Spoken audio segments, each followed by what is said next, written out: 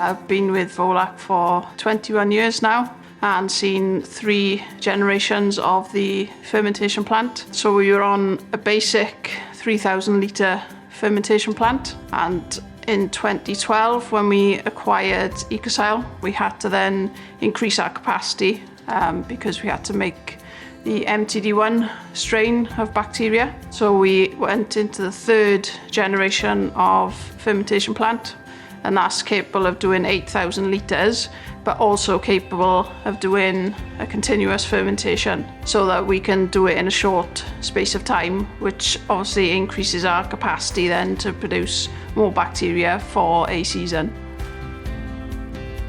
Here at Port Talbot, we ferment lactic acid bacteria. Lactic acid bacteria are characterised by their ability to produce lactic acid from the process of fermentation. So the process of fermentation starts off with the generation of an inoculum.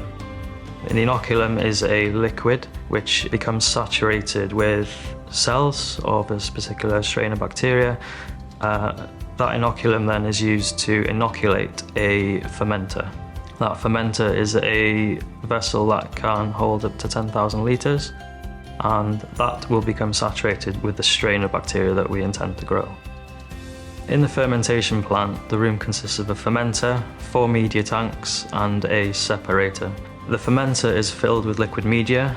This media is used to give the bacteria nutrients to grow. And once that fermenter becomes saturated with the strain of bacteria that we intend to grow, it is then fed from liquid media tanks. We harvest the bacteria continuously, and we feed the bacteria through a centrifuge or a separator.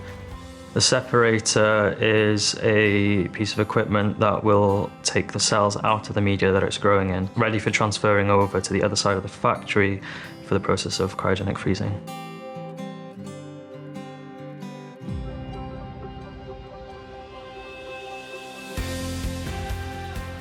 We mix the first concentrate with cryoprotectants.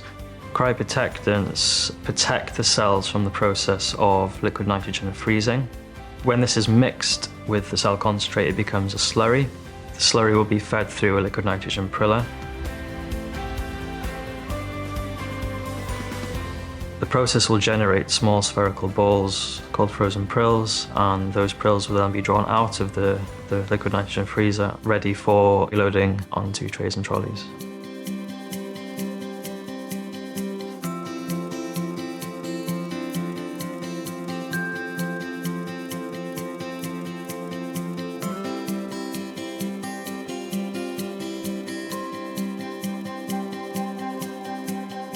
Once we have 6 full trolleys of product, they'll get loaded into a freeze dryer.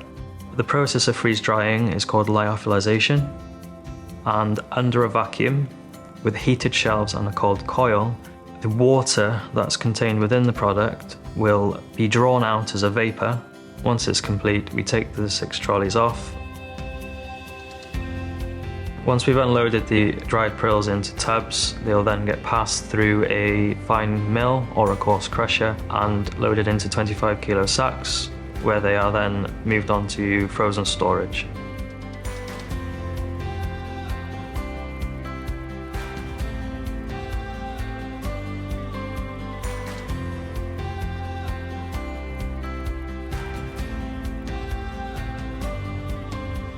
I'm Dr. Mark Leggett. I'm the Global Technical Manager for the forage products here at Volac. When we set up silage trials here in the lab, we would generally start off with a forage harvester on a farm. So we'd go out to a commercial farm and we would collect chopped forage from a site who is harvesting on the day. We'd then return that back here to the laboratories at Port Talbot, and we would treat some of it and we would leave some of it untreated. Now what this lets us do is to compare the fermentation that would have taken place naturally in the absence of the additive, and we can then check what would have happened if we treated it. This treated or untreated forage is then packed into our mini silos. Now the mini silos we use are glass jars. This allows the fermentation to take place in the absence of oxygen, so that the jars are sealed, and then we can leave those for a period of time and see how the fermentation has progressed. So we will check different aspects of the forage fermentation, including the pH and the generation of silage acids and alcohols, which we'll do with our HPLC analysis. And we'll also look at the different microbes which are driving that fermentation. So we'll do that using both classical microbiology, so growing bacteria on plates in the laboratory, and also we will use genomic techniques to analyse a more detailed picture of what's going on in the silage fermentations. Another aspect we will also look at in our silage trials is to look at aerobic stability of silages. So aerobic stability is important when you open a silage clamp, or in our case a small scale silo, and expose it to air. Then there's a danger that your silage is going to spoil, to heat, and that will be due to the activity of yeasts and moulds in your silage.